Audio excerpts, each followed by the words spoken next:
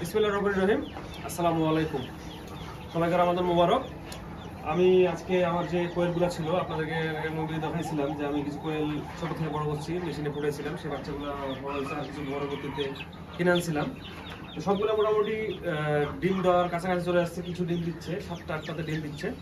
তো আমি আজকে সেখান থেকে মেল ফিমেলগুলোকে আলাদা করতেছি। এখানে যেগুলো দেখতেছেন এখন এগুলো সবগুলো হলো ফিমেল, মেলগুলোকে সবগুলোকে আমি আলাদা করে বাইরে বের করছি।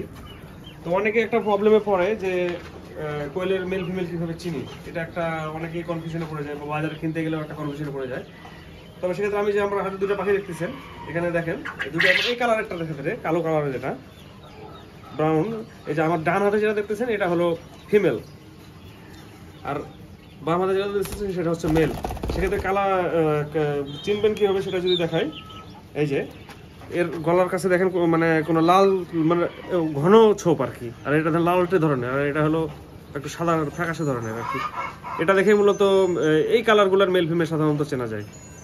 আর সাদার ক্ষেত্রে আবার এটা তো বোঝার কোনো ওয়ে নেই, বাট যেটা সিলভার কালার সেগুলো তো চেনার খুব টাফ থাকে। সেক্ষেত্রে এই যে সাদা যদি দেখাই, সাদাটার এই যে পায়ুপথ যেটা আছে সেখানে আপনি যদি চাপ দেন তাহলে যে ফেনার মতো বের হবে, এটা দেখে আপনারা চিনবেন। আরেকটা বিষয় হলো যে কালো কালারটাও ফেনা দেখে চেনা যায় যে মেল কি না ফিমেল, কিন্তু যদি সহজে যদি কালার দেখে চিনতে চান তাহলে সেক্ষেত্রে এই কালোটার ক্ষেত্রে এই গলার এখানে দেখবেন লালটে ধরনের একটা ভাব থাকবে। আর এটারও দেখবেন যে এটা দেখেন ফেনা বের হবে, এই যে এটা দেখে সব থেকে সহজ হলো এটা দেখে চেনা, ফেনা বের হবে দিয়ে। এটা দেখে আপনারা মেল ফিমেল ইন্ডিকেট করবেন, তাহলে আপনারা পাখি কিনতে গিয়ে বাজারে গিয়ে ঠকবেন না অন্তত পক্ষে। এই যে এখানে দেখতেছেন আমার প্রায় 70টা ছিল, তার মধ্যে প্রায় 40টা ফিমেল আর অন্য পাখিগুলো এগুলো মেল হয়েছে আর কি।